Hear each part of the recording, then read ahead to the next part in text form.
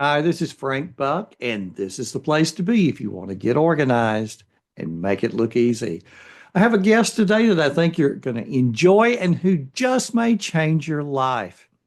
If you're like me, you spend a great deal of time at your computer. And when we aren't looking at our computer screen, we're looking at our phones. We know we need to do more to take care of our bodies. But what if you had some quick, actionable ways to include fitness into your workspace minutes at a time to build a strong body, stop anxiety, and reduce stress? Would you be interested? So, we're not talking about driving to the gym after work. We're talking about incorporating some simple things that you can do right there at your desk while you're working. My guest is Alessa Caridi, who is known as the Power Posture Pro. She's a workplace health interrupter who's on a mission to transform how professionals move during their workday.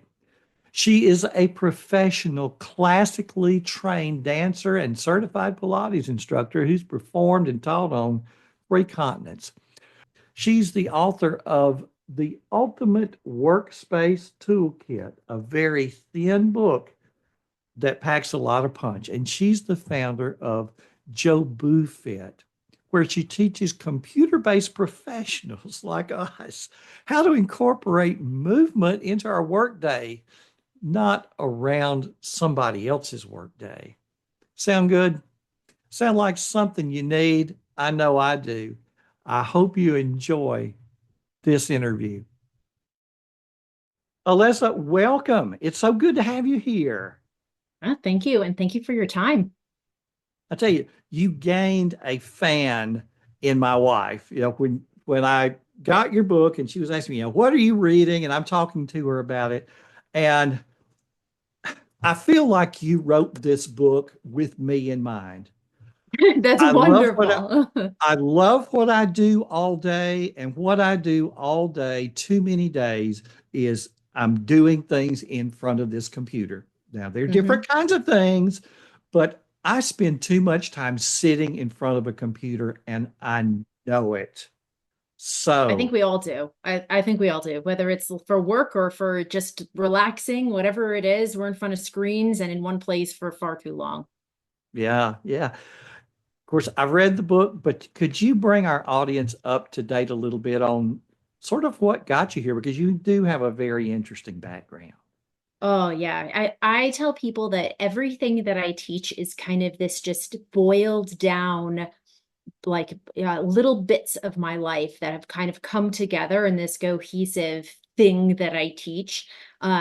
Because I grew up in a doctor household, so every time there was either an injury or I had a headache or anything, it wasn't like, oh, my leg hurts. My father, who is the doctor, would say like, well, where does it hurt? And then he would ask me like, is it if it's your like if you're talking about your femur, then is it in the bottom part of it? Is it an insertion point for your quad? There's four parts of your quad. Let's talk about where it is. So there's always more questions than just like my leg hurts. And that I thought was normal kind of growing up. So Hmm? as I got older and I started to express my issues with my body and things that I needed to talk to, doctors, friends, dance coaches, any kind of interaction, I was surprised that most people don't know about those things. And that's when I was like, oh, okay, this is something that should be a little bit alarming because we only get one body. There are no trade-ins. And so then when I was dancing, I was a competitive dancer throughout my entire life. And then I actually have my BA in dance. And at university was the first like, oh, I can study this. Like I can study about my body and I can help people learn about their body eventually and I can help people prevent injuries. And so that's what I ended up focusing my senior thesis on. And then after I finished my BA and I moved back to New York and I just decided, okay, I'm going to twirl around on stage.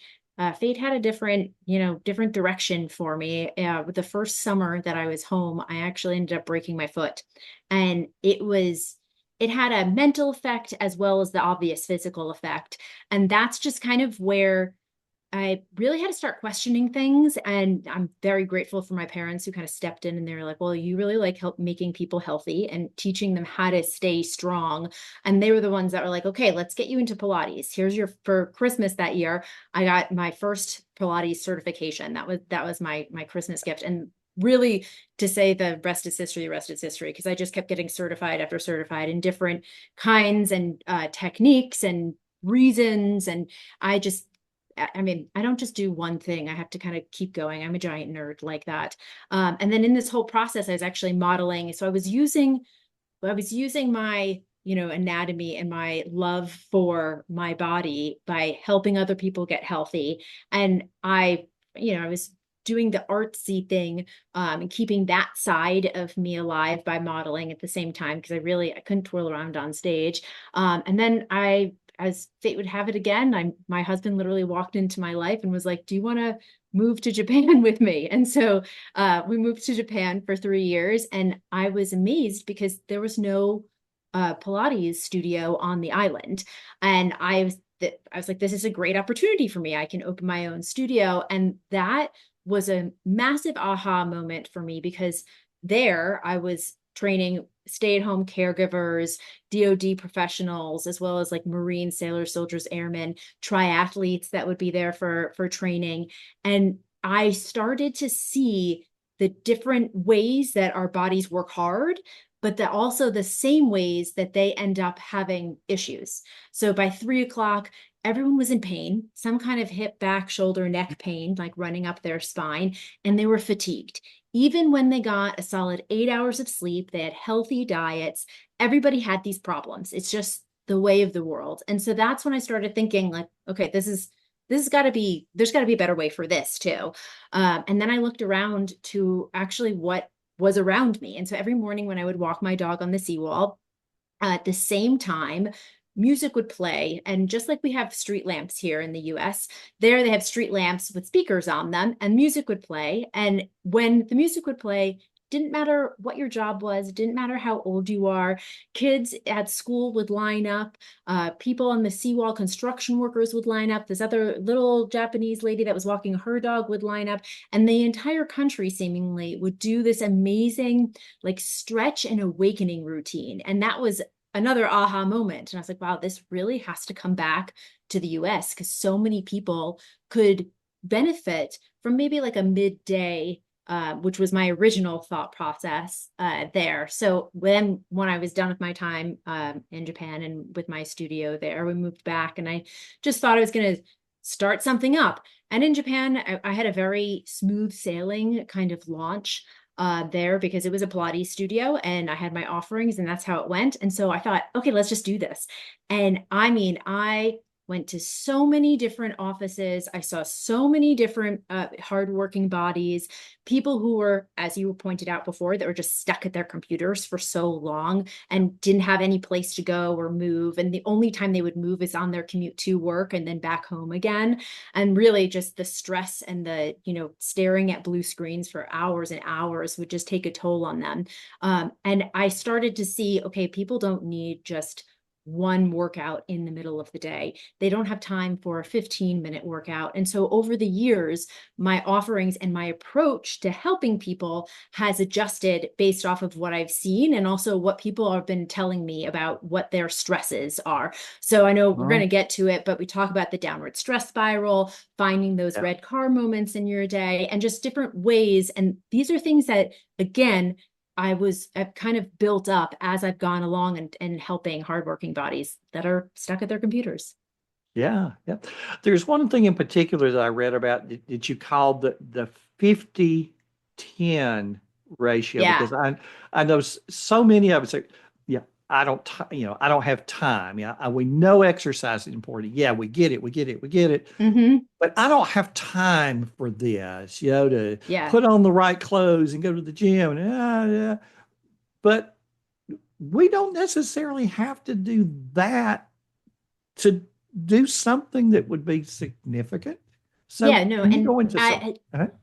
yeah, so I never want to replace people's, if you are an early morning riser and you want to take your HIIT class, or you make sure Yeah. you finish work by 6 p.m. and you want to go and do your Pilates class, more power to you.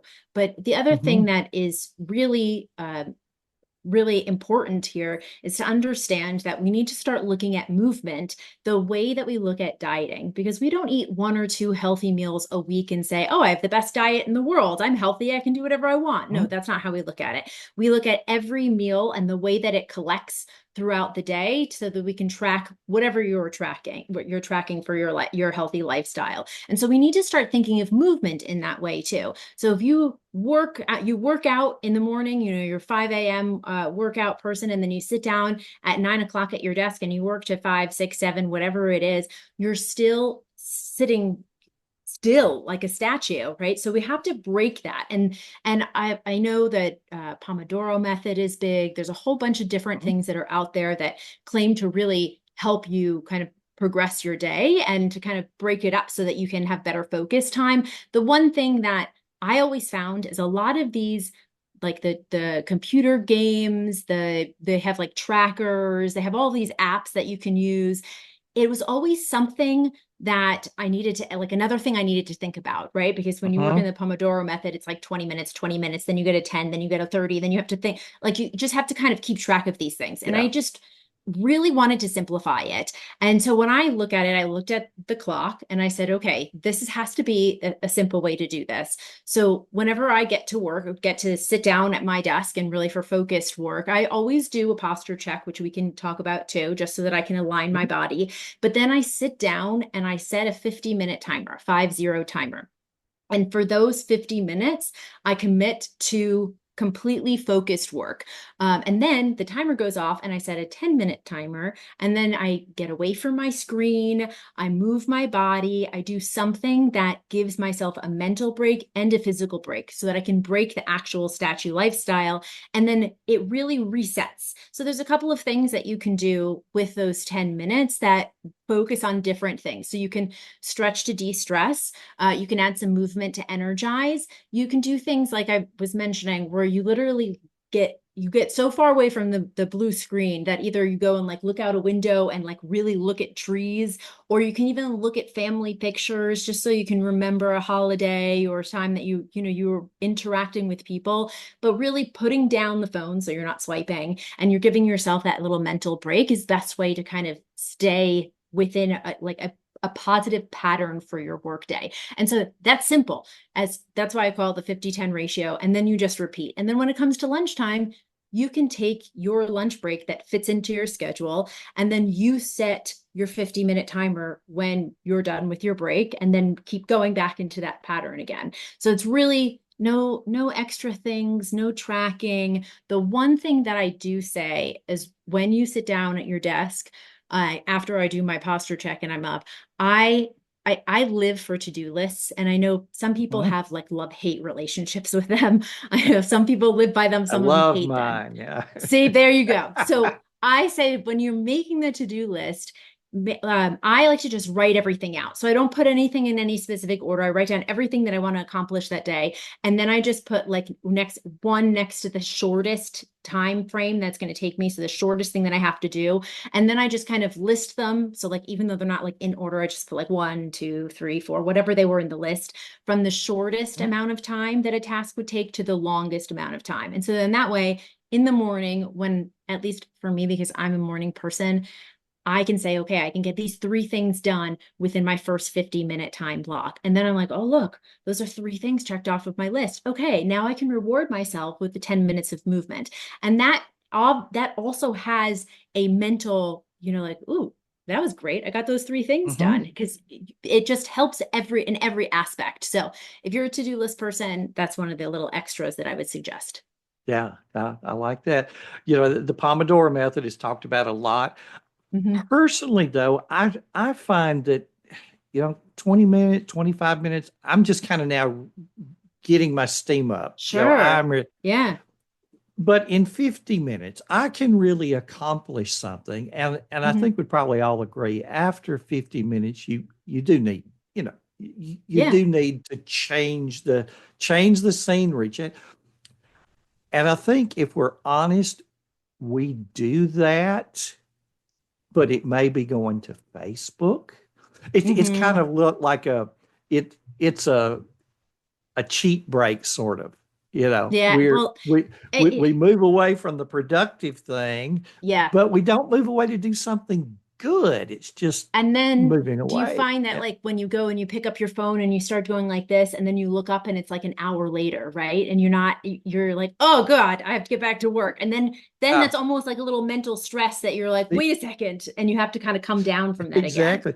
You know, the Yeah. Instagram gods have gotten this figured out. You know, Oh, of course. it's like It's they by used to say with, design. you know, with as a kid with Lay's potato chips, no one can eat just one. You know, no one can Exactly. just look at one Instagram post. Yeah, yeah. Yeah, that's hard. Um, And the other thing too, when you're adding like the where you got the 50 minutes, um getting your water in, staying hydrated. So if you have a glass of water and also challenging yourself to as you're working, just start drinking that glass of water and making sure that by that 50 minutes that glass is gone.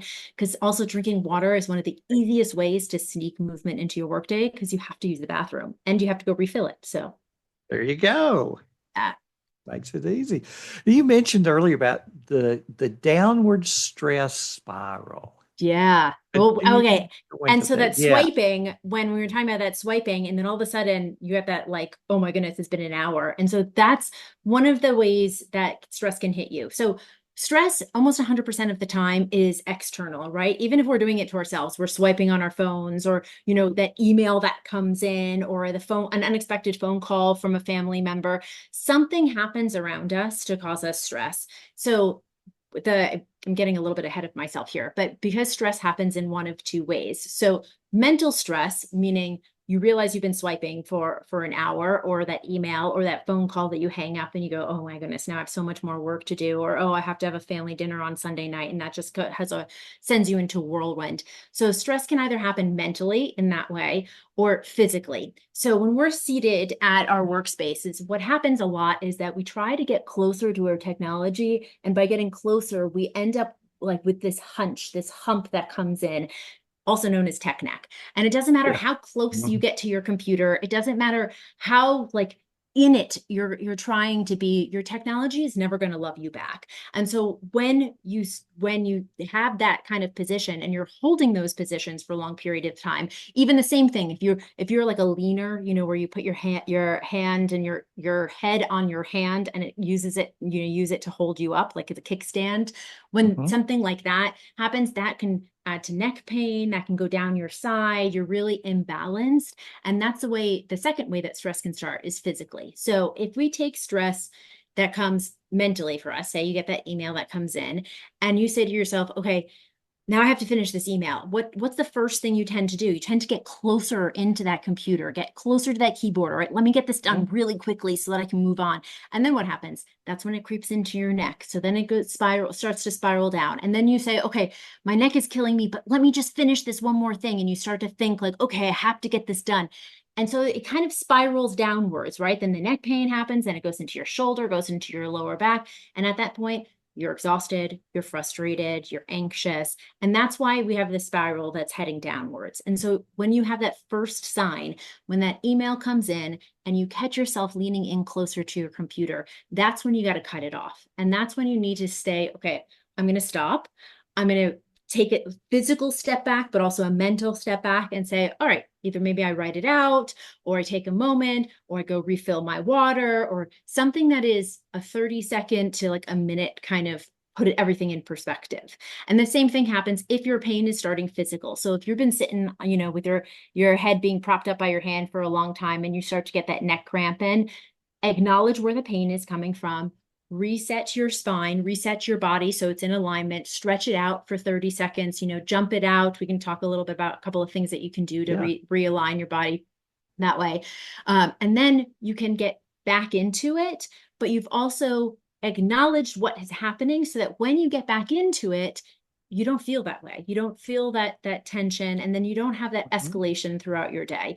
And what's great about the 50-10 ratio is that if you implement it in your day, if you schedule your day out so that you add those 10 minutes of movement, when that external stressor comes your way, you're like, oh, I got this. Like I know how to kind of shake this off so that I can get back to my 50 minutes of focus time, because you've already kind of built that movement within your body, and your body already says, oh, okay, let me just roll my shoulders. Let me roll my head or my neck. Okay, now I'm calm. I can box breathe, and then I'm going to get back into my work. So you're really working within the 50-10 ratio to then stop the stress when it happens, when that external something happens to you, is really the way that you can keep ahead of it and really keep yourself on the productive track for the day.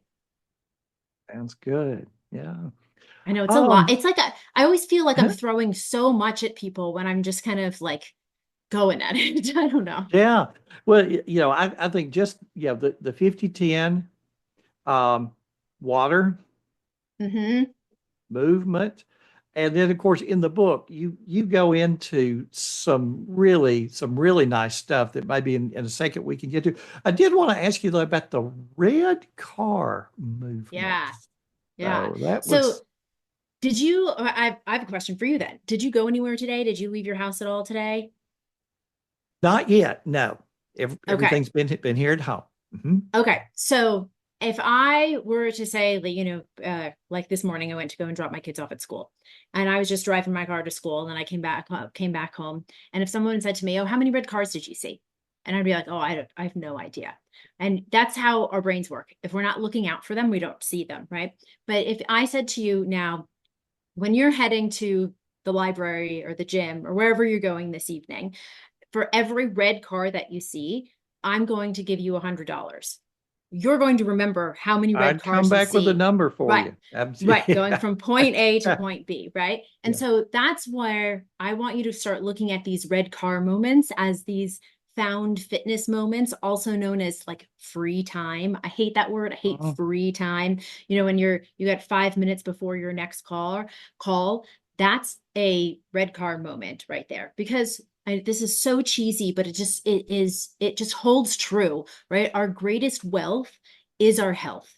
And so when you start to say, okay, I got to find these moments to help my brain and my body stay healthy, mobile, really, because if we don't use it, we lose it. I'm throwing so many like catchy little silly things at you right now, but it's really finding those red car moments throughout your day will change the way that you look at your day. So if you're press and reheat on your microwave to heat up your coffee that you didn't get to finish, do 10 squats, right? you Things that just you You just, it's like you get out of my brain. I was thinking, I'm sitting there, it's 90 seconds for the food to heat up, Yeah, and I'm so Mr. Time Management.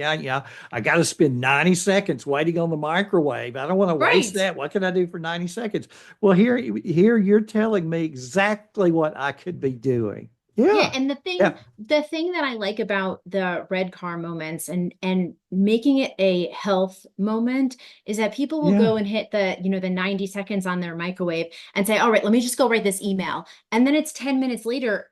And again, you have to go hit the 90 seconds because it's Your cold again. coffee's cold. Yeah. Right. Right. So instead of saying like, okay, let me see if I can get one thing done, instead say, okay, how can I move my body? How can I really reach my arms up, out, arm circles, do a little bit of baby jumps up and down. It realigns your vagus nerve and calms you. So things that you can add in that really only take less than 90 seconds and have a benefit that is greater than just getting your work done, because that's actually going to make you even more productive when you take care of your brain and your body. Perfect. Perfect. Would you mind demonstrating some of the things? Of course, I've Oh, had the yeah, benefit of reading the book, and there's so many pictures and things sure. in there. I mean, you really go into detail of specific things that you could do at your desk. Yes. So in the book, I do have a 6-step posture check for seated and standing workspaces. But now let's just do my 3-step, which is really quick. It's easy. You can kind of Okay. add it in whenever, and you don't even have to be at your desk. You could be at a dinner table before you drive a car, just to kind of like realign your body. It's really great, something easy to do. And then you can tell me like if you want to add some movement, we can, or if you want to stretch to de-stress, I can give you like a really quick um, kind of upper body little stretch. or we can talk about a Absolutely. breathing technique. You just tell me what you want to do, but I'm going to switch my camera so that you can see my whole body, and then we can get into some movement. Okay. Okay, so you got me far away. I'm going to move myself over here. All right, let me just make sure I'm far enough back. I'm not going to hit anything. Okay, so 3-step posture check. We'll start with that because that's something that anytime you sit down, you can do it 30 seconds kind of thing, and just really brings back kind of an awareness of your body. So here we go. We're going to do, oh, and this is the best thing. If there is one thing that you take away from this conversation, this is the one thing. Step number 1 is the one thing that if you take anything away, this is it from today. This is what you should focus on. I want you to actually take your eyes and look down at your feet. So when you're actually looking down, I want you to make sure all 10 toes are pointed forward and the whole foot is pressed down to the ground. So you're not rocking in or out. And then I want you to look down to make sure that all 10 toes are pointed forward. So this is what's so important about this, because our brain-body connection may be slightly off. So if you ever watched yourself walk, I don't mean to say walk and look down at the ground because you're going to end up walking into something or falling, but just every once in a while, glance down and see if your brain is telling you my feet are forward. And what frequently happens is sometimes they're like this, sometimes they're like this, sometimes they're like this. So it's not always correct. So the easiest way to do that is to fix that is to check it when you're seated. So this is why this is important, because if you can stack your feet where all 10 toes are forward, the whole foot is on the ground, and they're actually parallel there, we are then going to be able to stack our body up from the ground. So that's why I say if there's one thing you take away, this is it. Then step number 2, we're going to sit as tall as we can. And instead of thinking as tall as we can and we stick our chest out or bum back behind you, I want you to imagine that there is one strand of hair at the top of your head, and that's what's getting pulled all the way up to the legs. So you're pulling up from the crown of your head, and we're really making ourselves long through our spine, but it's coming from the top of our head. And then step number 3 is we're going to relax the shoulders down, and we're going to shake our head. No, I'm not ready for my work day, but yes, I'm going to practice proper posture. I'm going to be able to follow through. Simple enough, right? I think that's pretty basic, right? Yeah. It also works for standing. So even if you're at a standing workspace and you can do those 3 steps, feet, spine, head, neck, and shoulders, standing at your workspace. That works great. And then in the book, it does go through a little bit more detail about shoulder alignment and pelvis and how to sit correctly. So that's another reason to go grab the book on Amazon. Shameless plug there. Okay, so because we gotta get stuck at our computers and we're not really able to get away, for long periods of time, and that's usually the biggest excuse that professionals give me. I just don't have the time. Well, here's a couple of things that you can do to kind of stretch it out when that stress hits, and you don't have to necessarily be, walking away from your workspace or feel like you're completely stepping back, but you can actually help yourself in that time frame. So when we are sitting upright, right, the first thing you should always do is check your feet, spine, head, neck, shoulders, sitting up nice and tall. And while you're keeping your torso quiet, you put your hands onto your thighs or on your desk, whichever is easier. And we're going to drop our chin to our chest. And so you're just going to breathe. You're going to breathe in through your nose. And then on the exhale, you're just going to let the chin relax down to your chest. And then you're going to hold it on the inhale. And then on the exhale, you're going to drop your chin down to your chest. And you can really feel the tension kind of melt. So every time you exhale, your chin might drop maybe just a little bit further. And then once you've done 2 or 3 breaths here, you're going to inhale in. And then on the exhale, you're going to take your ear and you're going to roll it to your shoulder. So now notice how I said we're going to take our ear to our shoulder, not our shoulder to our ear. So we're going to take that chin down and you're going to roll that ear to the shoulder. And you're going to feel the stretch go through the opposite side, taking a deep breath here. And then on the inhale, we're going to come back to center. And then on the exhale, you're going to roll to the other side. So we're going to take that ear and it's going to press down to that shoulder. Exhale. And then you're going to inhale, coming back to center. You're going to come back up. Now, a couple of things here. It feels good. Yes, it should. Yeah. It should really feel like you can release that tension. When you're doing it, breathing, pace it with your breathing. So don't think, okay, let me just roll my head, right? Because that can actually make you a little bit dizzy. And when you're not using your breath, that's another hard thing too. But also don't drop your head backwards. We really want to stay in that forward motion, especially when you want to be in that seated position. There's reasons to, be able to drop your, to look up and to kind of feel like you're going backwards, but you're never actually going backwards. Instead, when you're looking up to the lights, what I want you to imagine, just like we were reaching up from the crown of our head, when we're looking up, I want you to think from your chin so that your chin looks up instead of your head dropping back. Because when we drop the head back, as you can hear, I can't even talk. So you're closing that windpipe, you're crunching back into your neck. So we really just want to keep everything long. So that's why we did that posture check. So if we're going to look up, we want to look up from our chin, not from the back of our neck, right? So we're going to hold on to that. Another really good thing is, because then when we hunch forward and we're hunching into that head, neck, shoulder, tech neck issue, simple stretch. We're going to take one arm, you're going to swing it in front of you. You're going to take the other arm and you're going to hook it right around that elbow. Now you're going to take the hand that's crossed in front of you and you're going to take your thumb and you're going to rotate it down. And now we're going to look away from the hand and take a deep breath. And then look towards the hand and take a deep breath. And you're going to come back to center and reverse it to the other side. So you're going to take one hand, swing it around, hook the arm under so that it's at the elbow, press the shoulders down. And when you're in this position, you're going to take the hand that's reaching across the body and you're going to flip the palm so that the thumb points down to the ground. And again, look away from your hand. Look towards your hands. And then same thing, focus on your breath to kind of keep that pattern. So you're not moving too quickly, but you're also using that breath to help you stretch. Is that helpful? I hope that was okay. Yeah. I was actually just thinking, for those that are watching, grab the link, keep it somewhere, and just rewind and just watch this. This is almost like turning on the exercise program on the TV and doing it along with the person there. So this is I hope that I'm trying to be as descriptive as possible. So if you're just listening to this, that you can kind of keep going in that. Do you want to do one more movement or do you want to switch gears? You tell me what you think. Let's do one more. And for those who are listening to the audio, that are listening to the podcast, so to speak, version, please come over to YouTube where you're going to see all of this happening. Yeah, definitely. I would, if you have the ability to do that, it's just much easier. So another thing that I love is just kind of a little bit of silly kind of positioning so that you kind of get to have a little bit of fun with these things. It also gives you a little mental break from the seriousness and the stress of the day. So for this last move, I call it a swan dive. You want to scoot your bum to the front part of your chair. So you really want to like scoot your hips up to the front part of your chair. If you are on wheels, I would suggest scooting up to the front part of your chair, but just being in a position where you can keep your hands on your desk because you don't want the wheels to, go out from underneath you and have you end up on the floor. So here's what we do. If you can push all the way away and you don't have wheels on your chair, you can put your hands onto your legs or onto your hips, whichever is easier for you. And we're going to move our spine because when we're sitting at our computers, sometimes it just becomes like this rod that's up our back and it needs to get a little bit of love too.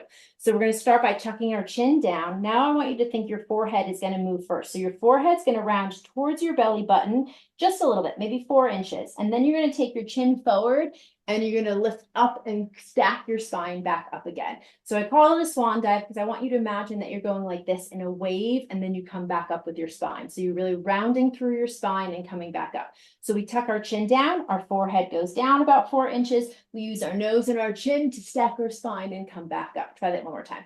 Tuck it down, reach the head, take your nose and your chin back all the way up. And about 5-10 times of that, and it really brings warmth back to your spine. And it feels good. There's no other way to explain it. It just feels good to move your spine, especially when you're required to kind of just sit upright for so long.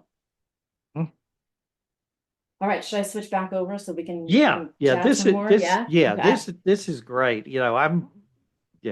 Can't wait to get going with that and have been doing some of this. I there's a couple of other things in there. Having had the book. What else have we not talked about that you feel is important that we do cover? I think something that I always point out to people is people always how do I put this nicely? I'm going to try and be really nice right now. A lot of people tell me, oh, I have a really great way to manage my stress. I meditate. I use box breathing. I do, and I Mhm. don't mean to say it in a facetious kind of like naggy kind of way. But and those things are great. I start my day every morning with Mhm. meditation.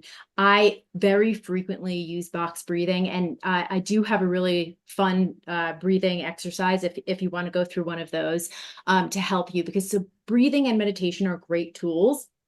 But the one thing I tell people is there's no amount of meditation that you can do that will meditate the pain away and the stress and the anxiety away when you're in the situation. So people tell me like, "Oh, I take 10 minutes at lunchtime," and and that's great. And if that works for you in that way, but if you're leaning, and you're not sitting correctly and you don't have a way to check yourself physically at your workspace, or you don't add movement so you can focus on your mobility, there's no amount of meditation that is going to help. That's just the long and the short of it, right? If you don't use it, you're going to lose it. And if you don't move, you're going to have stressful work days. So I don't mean to knock meditation, but I do need to point out that you have to move to have better days.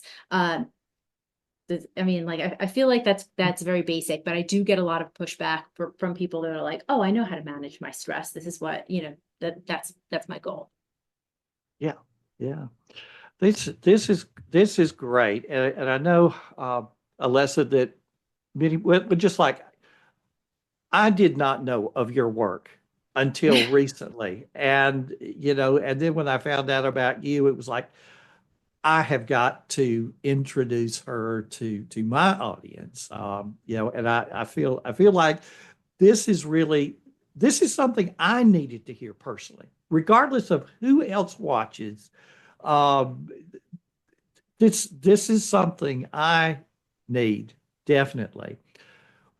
Where can people learn more about you? And do you have other YouTube videos? Kind of, where can they Yeah, get so more? social media is definitely the place. TikTok, Instagram, Facebook are the main places. Once a week, I do post about a minute video of some kind of movement that you can do in your workspace. So that's where you can find me. It's usually Alessa Caridi or Alessa.Caridi. If we could add the links in the Yeah, and description, that would be wonderful. so in Yeah.